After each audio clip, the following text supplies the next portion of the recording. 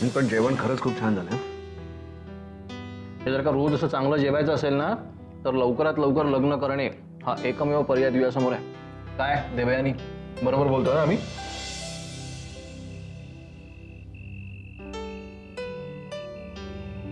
देव,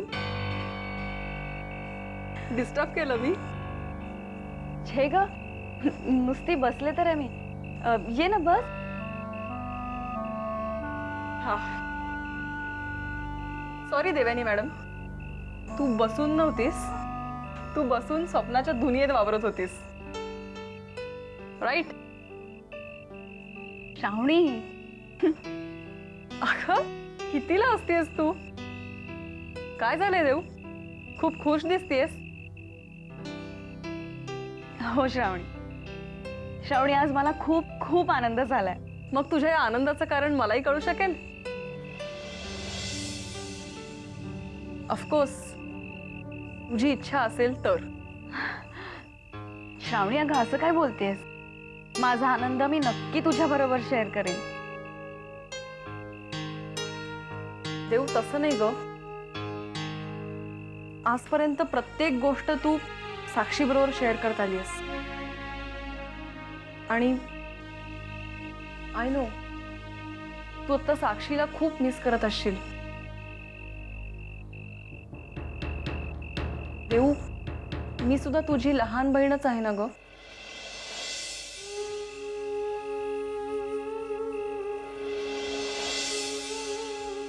श्रावणी अगं, देऊ ये ना इकडे बस.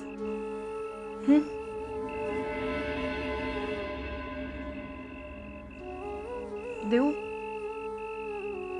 तुझ्या ज्या काही फिलिंग्ज असतील त्या तू माझ्याबरोबर नाही शेअर करू शकणार.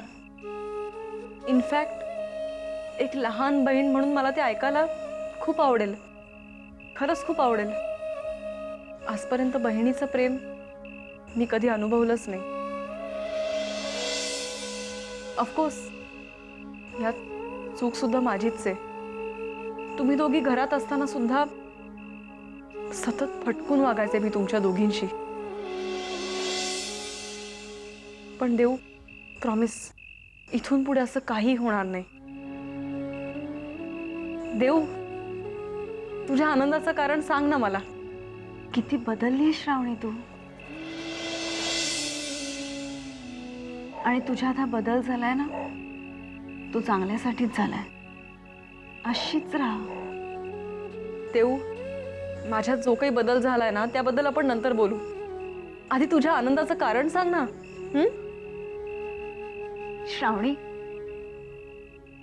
माझ्यामधले आणि विक्रम मधले गैरसमज दूर झाले. श्रावणी, त्यांनी त्याची चूक मान्य केली आहे. आज खऱ्या अर्थाने आम्ही एकत्र आलोय. तुला माहितीये त्यांनी. देऊ, फायनली जिंकलीस तू. खरंच मला खूप आनंद झालाय. कॉंग्रॅट्स. देऊ, खूप उशीर झालाय ना, मला आता जायला हवं. तुला पण आता झोपायचं असेल ना. Good night. हो, मलाही झोप आली. Good night.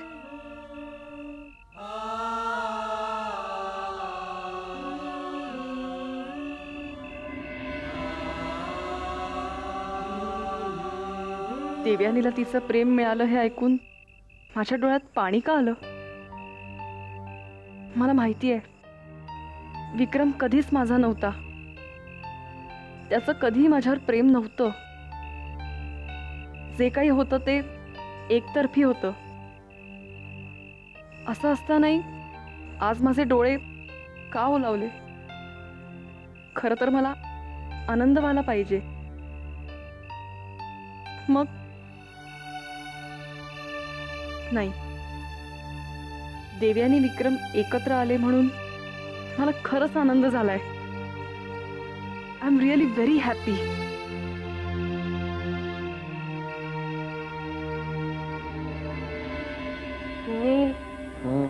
किती वेळ लिहित बसणार आहेस अजून? जाऊन झोप ना. थोडाच वेळ.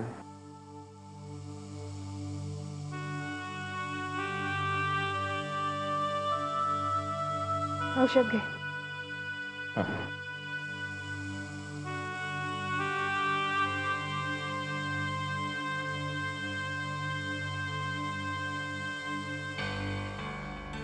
रागिणी, खरंच किती प्रेम आहे ना विक्रमचं आणि देवयानीचं एकमेकांवर. पण तरीही साईमा विक्रमचं लग्न राजघराण्यातील एका मुलीशी लावून द्यायला निघालेत. विक्रमचा विरोध न जुमानता त्याच्यासाठी नवीन नवीन स्थळं पाहणं सुरू आहे.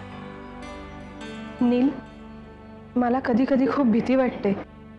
विक्रम भाऊजी साईमांच्या बोलण्याला बळी पडून त्यांनी सांगितलेल्या मुलीशी लग्न करायला तयार झाले तर?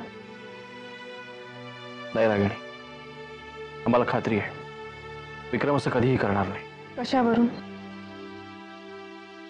कारण विक्रमचं देवयानीवर मनापासून प्रेम आहे, जसं आमचं तुझ्यावर प्रेम आहे. आता हे काय नवीनच खूळ? नवीन खूळ नाही रागिणी, खरंच खूप मनापासून प्रेम आहे आमचं तुझ्यावर. अच्छा, खूप काम आहेत मला. रागिणी, रागिणी खरंच सांगतोय. रागिणी, बऱ्याच दिवसांनी हा एकांत मिळालाय. आणि कोणी सांगा बा, उद्या नातवंडाचं तोंड पाहिल्यावर साईमांचा विचार बदलेल आहे कदाचित. काय वाटतं तुला? नीलराजे,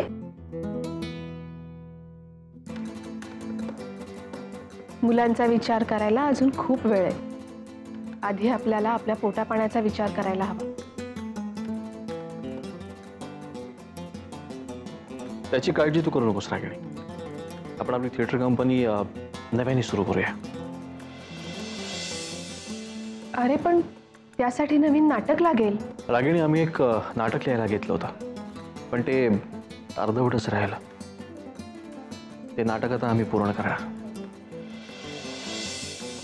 कुठलं नाटक लिहायला घेतलं होतंस? मला ऐकव ना. पण रागिणी, ते अर्धवटच आहे. तरीही मला ऐकायचंय. बऱ्याच दिवसात काहीच ऐकलं नाही. प्लीज ऐकव ना. ठीक आहे. आमच्या आयुष्यातील प्रकाशाचा कवळसा आम्हाला अचानक सोडून गेल्यावर आम्ही फक्त अंधार बनून राहिलो होतो. सर्वत्र पसरलेला मिट्ट काळोख हीच आमची ओळख झाली होती. पण तरीही आम्ही आमच्या हरवलेल्या कवळशाचा शोध घेण्याचा केविलवाणा प्रयत्न करत होतो. कितीही चालत राहिलो तरी आमचा प्रवास काळोखापासून काळोखापर्यंतच राहणार हे माहीत होतं. स्वतःहून आमच्या आयुष्यात परत येणाऱ्या कवळशाची वाट पाहण्याशिवाय आता आमच्या हातात काहीच नव्हतं. तरीही आम्ही वाट पाहायचं ठरवलं, आयुष्याच्या शेवटापर्यंत.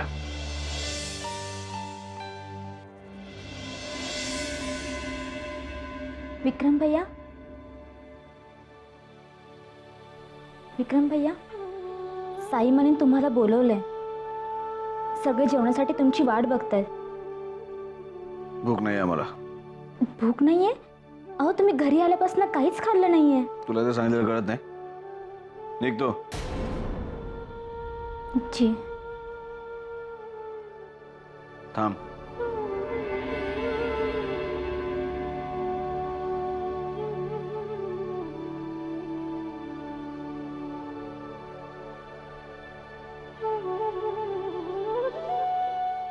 जनी, हे बघ, आम्ही आत्ता खूप वेगळ्या टेन्शनमध्ये आहोत म्हणून आम्ही तुझ्यावर रागावलो. तुला एक काम कर, साईमाला जाऊन सांग आम्ही बाहेरून जेवून आलोय. ठीक आहे? विक्रम भैया, मी काय विचारलं तर रागावणार नाही ना? नाही रागवणार. साईमाने तुमचं लग्न देवयानीताईंशी न ठरवता दुसरीकडे ठरवलं म्हणून तुम्ही नाराज आहात ना? म्हणजे देवयानीताई आता या घरात कधीच येणार नाही? देवयानी इतकी आवडते तुला? हो, आम्हा सगळ्यांनाच आवडतात त्या. त्या या घरात कधी येतात त्याचीच वाट बघतोय आम्ही. विक्रम भैया, तुम्ही साईमांशी बोललात तर त्या तुमचं ऐकतील.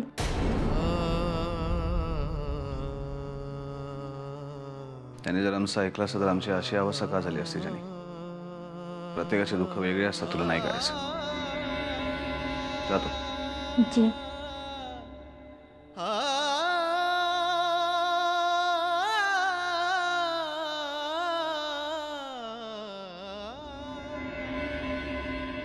दादू औषधं घ्या. दादू काय एवढं वाचताय? अगं बऱ्याच दिवसात काही चांगलं वाचलेलं नव्हतं. औषधं घ्या.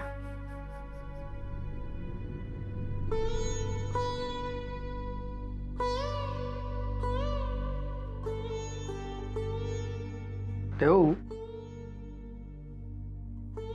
मला त्या विक्रमादित्याला भेटायचं आहे.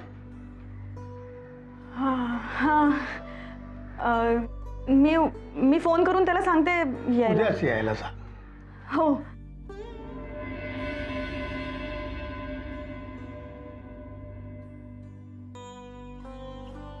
दादू थँक्यू.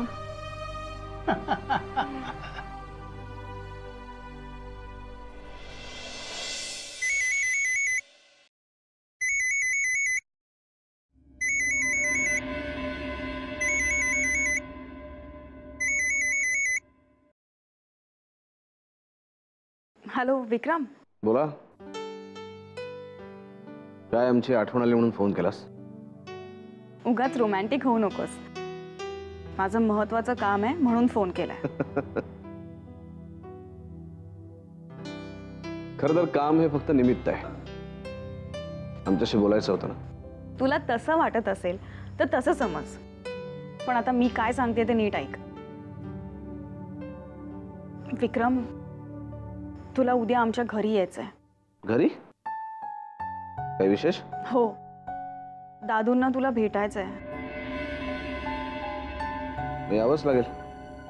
दादूंनी आम्हाला भेटायला बोलवलंय तर आम्हाला यावंच लागेल ना. आमच्या भवितव्याचा प्रश्न आहे शेवटी. विक्रम, विक्रम मी सिरियसली सांगते तुला. आम्ही सुद्धा. हे बघ, दादूंना तुझ्याशी काय बोलायचंय मला खरंच माहित नाहीये.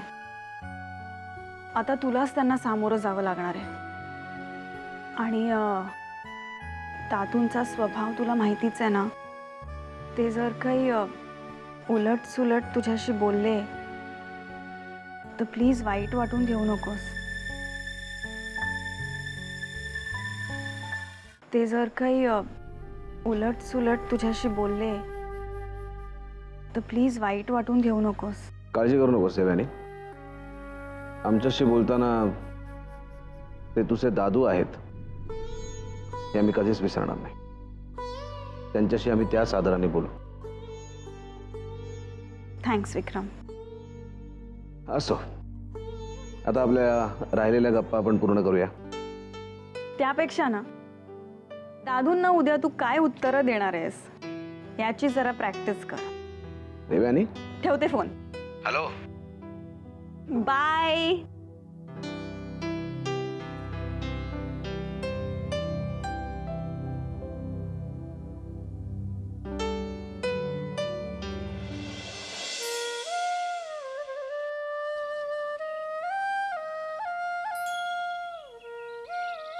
आई, ऐक ना.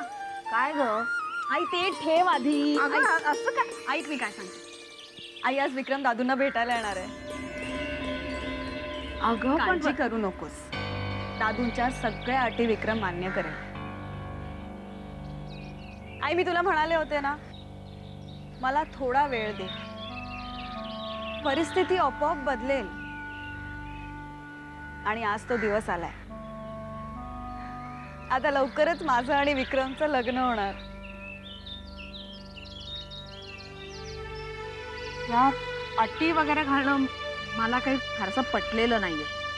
अर्थात बाबांचा हे सगळं करण्यामागे काहीतरी उद्देश असेल, पण मुळात हे मला कळत नाहीये की विक्रमादित्य सारखा माणूस तुझ्याशी लग्न करण्यासाठी अशा अटी वगैरे कशाला मान्य करत बसेल. करेल. विक्रमादित्य बाबांच्या अटी नक्कीच मान्य करेल.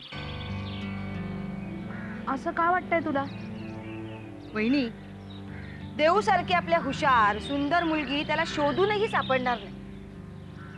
त्यानेच हिच्याशी लग्न केलं नाही तर तो ब्रह्मचारीच राहील. म्हणूनच म्हणते, नाक मुठीत धरून तो बाबांच्या अटी नक्कीच मान्य करेल. है ना देव? टोमणा मारतेस की खरंच बोलतेस? अगं मी कशाला तुला टोमणा मारू? मी तर वाटच बघतेय तुझं आणि विक्रमचं कधी लग्न होतं याची. हो ना? मग आज विक्रम दादूंना भेटायला येणारच आहे. अजून थोडा वेळ वाट बघ.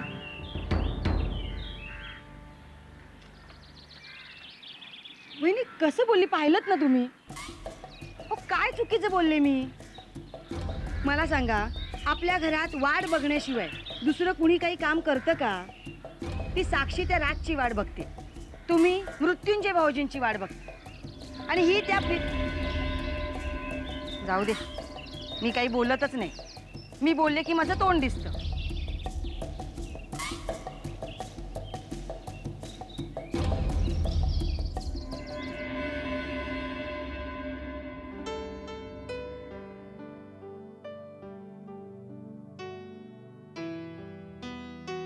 देऊ, काय झालं? काही प्रॉब्लेम?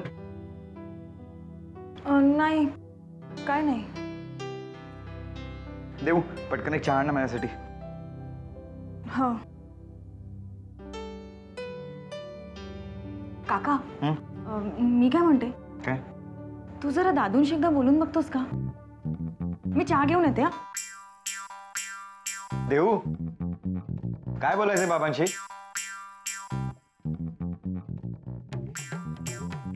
हे घे चहा. देऊ, देऊ, देऊ, हा काय झालंय? काका, दादूंच्या मनात काय चाललंय काही कळतच नाहीये. म्हणजे? तुला काय वाटतं, दादू आमच्या लग्नाला परवानगी देतील? देऊ, तू का काळजी करतेस? बाबा कधीतरी तुझ्या सुखाची आड येतील का? नाही ना. हो ना.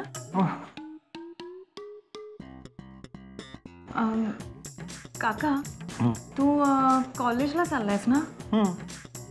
मग जरा थोड्या वेळ थांबतोस का? एक मिनिट. हॅलो. हो फडके, मी पोचतोय, निघालोय. हा बोल, काय म्हणत होतीस? तू जा कॉलेजला.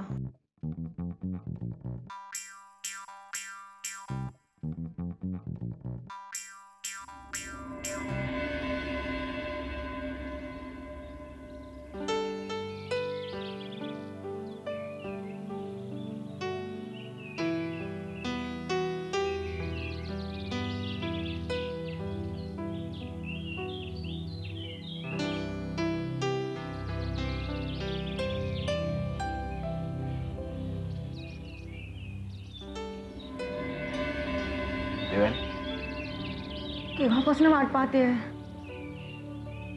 याला उशीर झाला आम्हाला? नाही, कारण तुझे दादू वेळेच्या बाबतीत फार पंक्च्युअल आहेत म्हणून विचारलं. नाही, उशीर नाही झाला. आहेत घरी? हो आहेत ना. तू बस, मी बोलवते त्यांना. हा, पाणी हवंय? नाही नको. बसा. देवयानी, हा काय बोलायचं असेल त्यांना माझ्याशी? ऍक्च्युली मलाही माहित नाहीये. तू घाबरलायस? नाही, घाबरलो नाही आम्ही, पण आम्हाला आता असं काही घडू द्यायचं नाही ज्याने आम्ही तुला गमावून बसू.